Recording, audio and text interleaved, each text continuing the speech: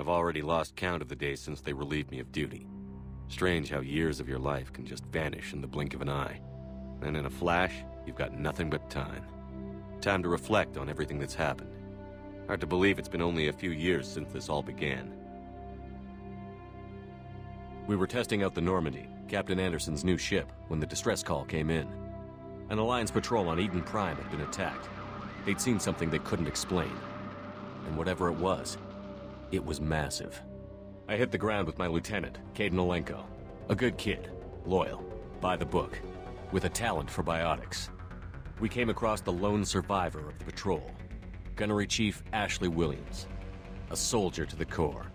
Tough, disciplined, ready to take on whatever came her way. Ashley joined up with us and took us to the spot where she lost her squad. That's when we saw it. The ship. Like nothing I'd ever seen. It was massive, scorching the colony and everything around it as it blasted away. We followed the path of destruction to an artifact, a beacon left by a long-dead race called the Protheans. The colony had dug it up, and whoever attacked them had tried to take it. Chief Williams made the mistake of getting too close. It hit her with some type of energy. I grabbed her and threw her out of the way. That's when it hit me. Hard. Every muscle in my body went rigid. I couldn't move, could barely breathe. Everything went black. And then I saw something. A vision. Dream. A nightmare. By the time I woke up, we were halfway to the Citadel on our way to meet the Council. I was expected to explain what I'd seen. Anderson came along. So did Adina, our political representative on the Citadel.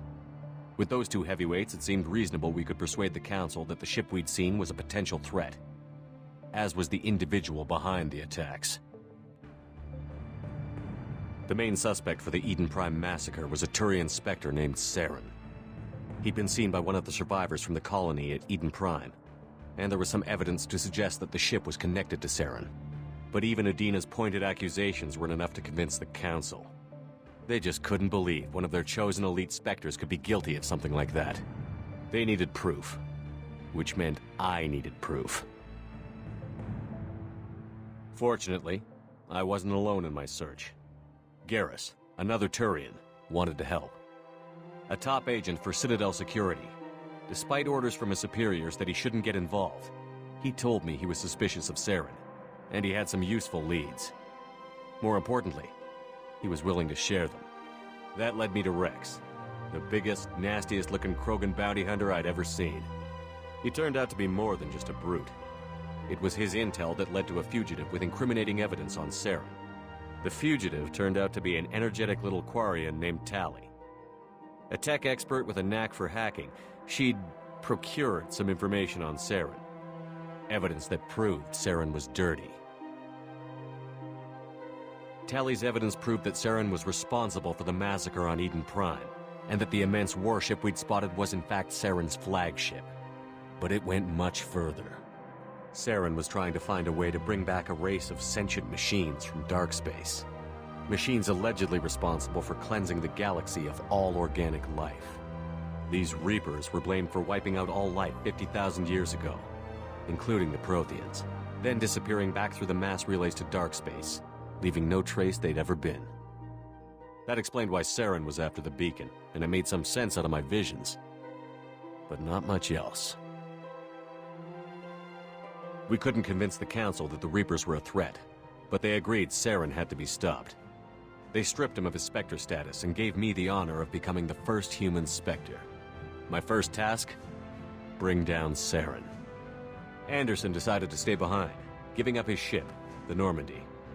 He told me I would need it more than he would. He also pointed me in a direction. Liara, a Prothean expert, adept in biotics, and maybe most importantly, daughter of Benezia, Saren's top lieutenant. And like most Asari, as beautiful as she is intelligent, and born with a unique ability to meld with other species. Liara was able to help me decipher some of the vision the beacon had given me. Nothing concrete, but it gave me some clues. And a new appreciation for the Asari. Her technique for accessing my vision was unexpected, but not at all unpleasant. Ashley was a little concerned about the connection I shared with Liara. As commander, I knew either relationship had the potential to interfere with the mission.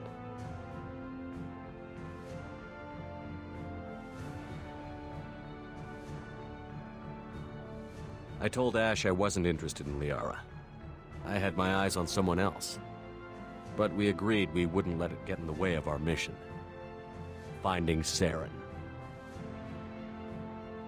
Thanks to Liara's help, we had our next lead, Benezia. Saren had taken her to Noveria, where he'd enslaved a dangerous race of insect-like creatures, the Rachni. He ordered Benezia to use the same technique Liara had used on me to extract information from the Rachni Queen. The Queen's drones were everywhere, and they weren't happy. We had to fight through hundreds of them to get to Benezia. By the time we arrived, Saren was gone. With the information. I tried to reason with Benezia, but Saren had indoctrinated her. He had somehow acquired the ability to control people's actions and wills. Benezia wouldn't surrender, and Liara was forced to watch her mother die in her arms. And I was left with an angry, dangerous Rachni Queen to deal with. She claimed her drones would do no harm if I released her. But the Rachni had terrorized the galaxy before.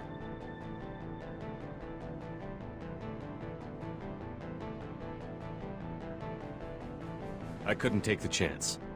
I had a mission to do, and an army of angry Rachni would be one more problem I didn't have time to deal with. With Saren's top lieutenant dead, he was quickly running out of time and places to hide. I tracked him down at his base on Vermeer, but we soon learned it was more than a base of operations. It was a breeding ground. Saren was breeding an army of Krogan. He'd found a cure for the genophage, a disease inflicted on the Krogan to prevent them from breeding and taking over the galaxy. But the Krogan Saren was breeding were slaves, mindless beasts that obeyed Saren's will. I had to destroy the base, and all its research. Rex disagreed. Violently. Rex wanted the genophage cure for his people. I tried to convince him to help me destroy it, that these Krogan weren't real. But he wouldn't back down.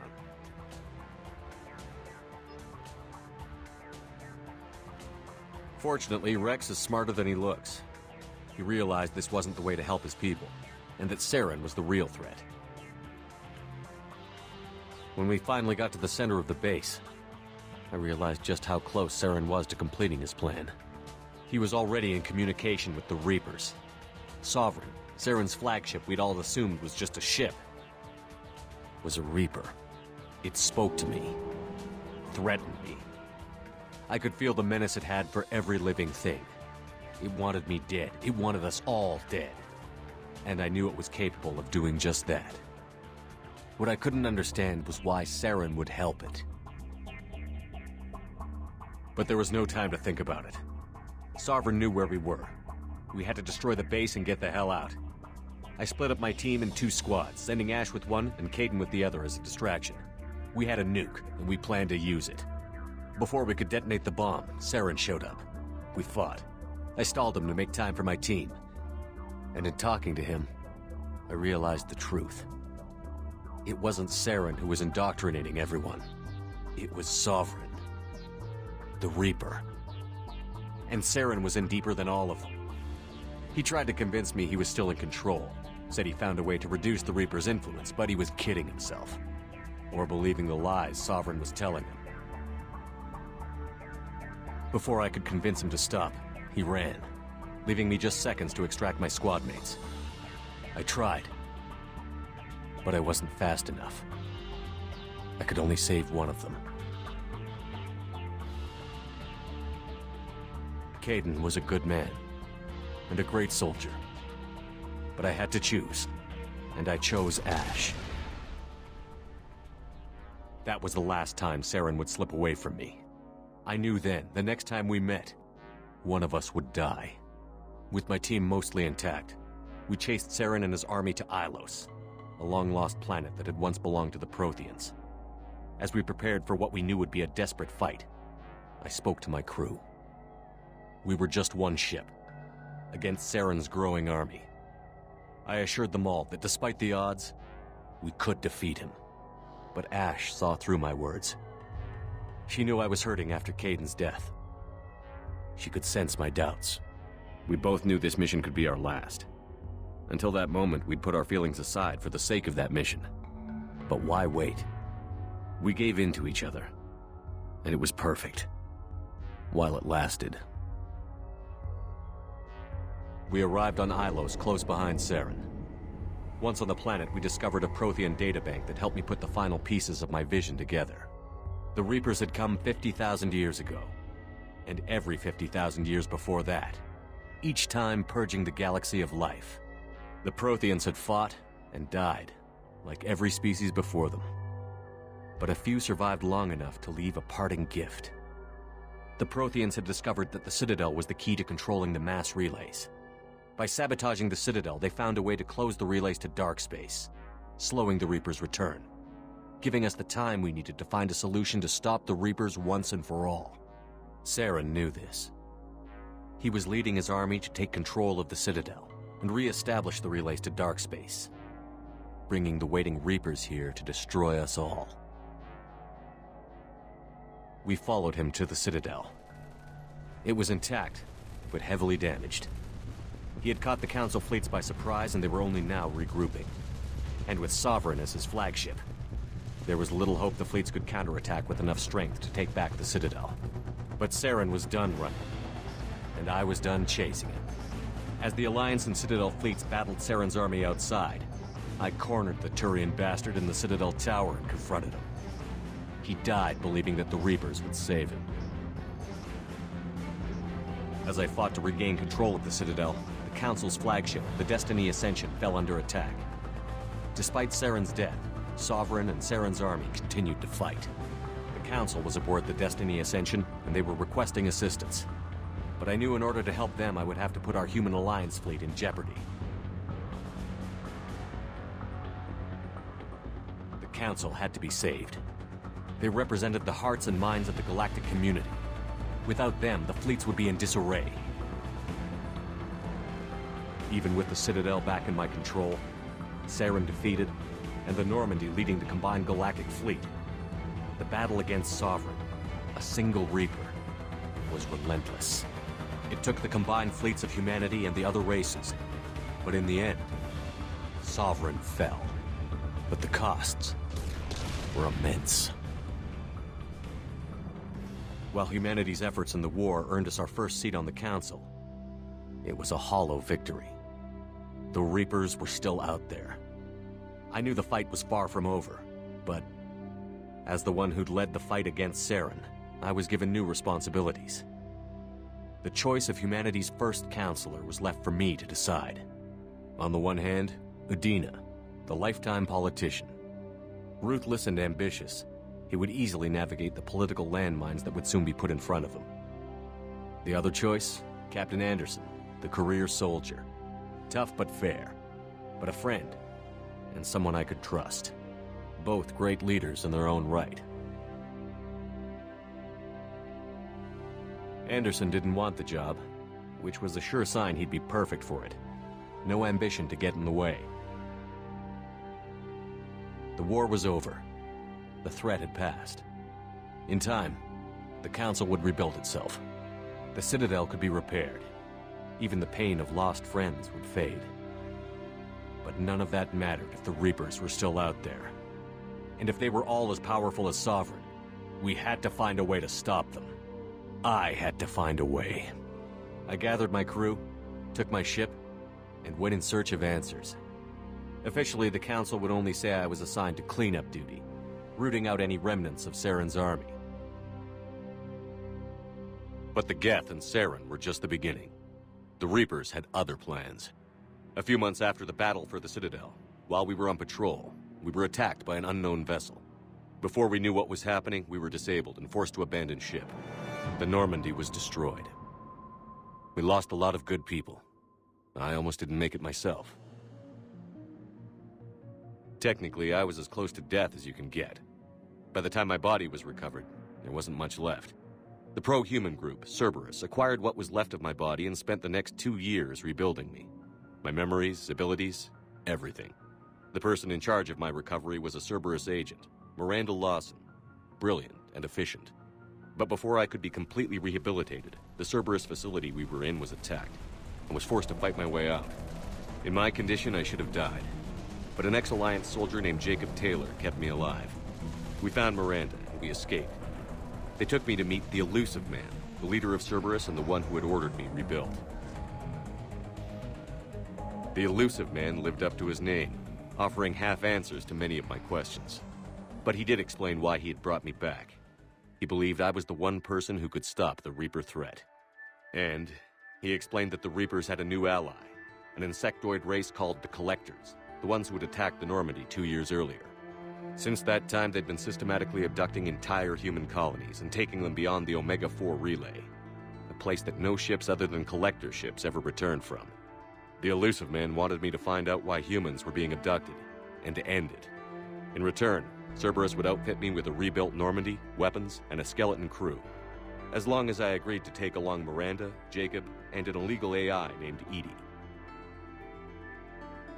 I told the Elusive Man I wanted my own team, people I knew. He already had a list of individuals that he wanted, people that might be willing to go on a suicide mission, to head beyond the Omega-4 relay and face the unknown. It was an interesting list. Ex-convicts, assassins, experimental scientists. In the end, it was my choice. It would take time and effort to recruit them all, and with more humans disappearing every day, I wasn't sure I should bother. I decided I needed all the help I could get. Recruiting the team took me all over the galaxy. Along the way, I met some old friends. They were quick to join, despite the risks. As for the rest, finding them and convincing them to join me on a suicide mission was difficult. But keeping them from killing each other was next to impossible. They only had to stay alive long enough to complete the mission. I wasn't sure what difference it would make if they were happy doing it. But if we were going to survive this, our best chance was to make sure everyone was working together. I tried to recruit and reconnect with a few of my old squad, but they were suspicious of Cerberus. No doubt why they weren't on the Elusive Man's list to begin with. Worse, they had moved on. For 2 years, they'd believed I was dead and lost. Now I was headed off on another suicide mission. If things were going to get better between us, it would take time. But I was running out of time. Maybe once the mission was over, we could try to reconnect. With most of the team recruited, we were getting close. We just needed to figure out how to survive the Omega-4 relay. Our best chance came when we discovered a damaged Collector ship. We went in knowing it could be a trap, but we had to try.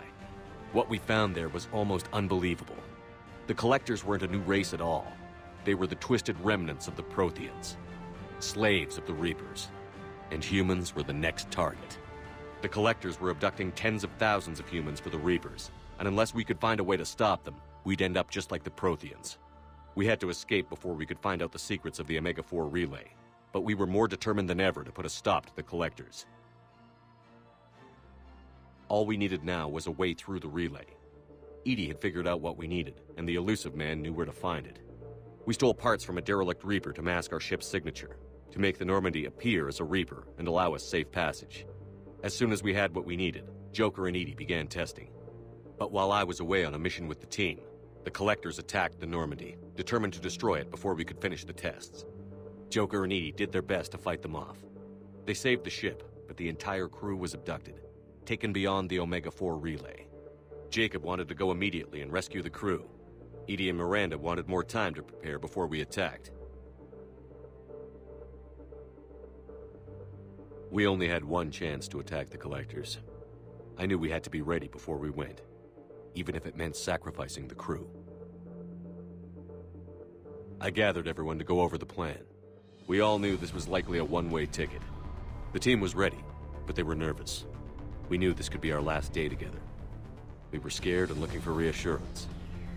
Some of us found it in each other.